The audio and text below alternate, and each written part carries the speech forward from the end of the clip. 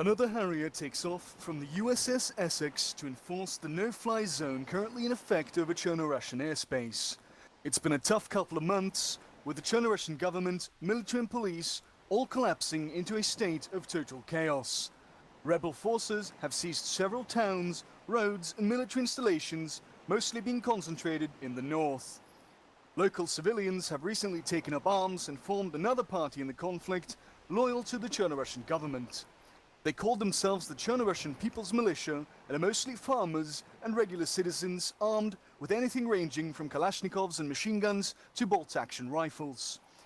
A NATO officer commented unofficially and off the record that the loyalty of the Chernarus intelligence service is being questioned.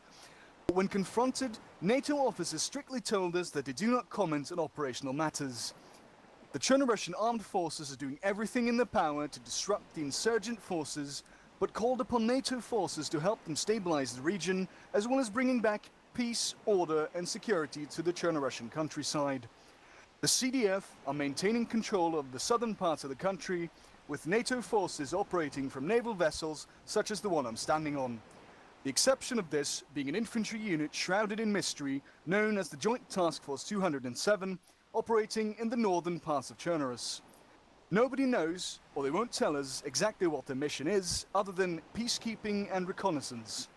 They have provided NATO with hands-on intelligence suggesting that former Warsaw Pact arms are flooding across the border, and some of the anti-air weaponry being fielded is allegedly quite modern.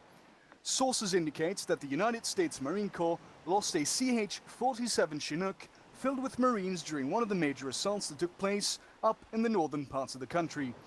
The question we're all asking at this point is how long the task force have been in the country. When talking to the press officers, they appear to be very reluctant to answer us.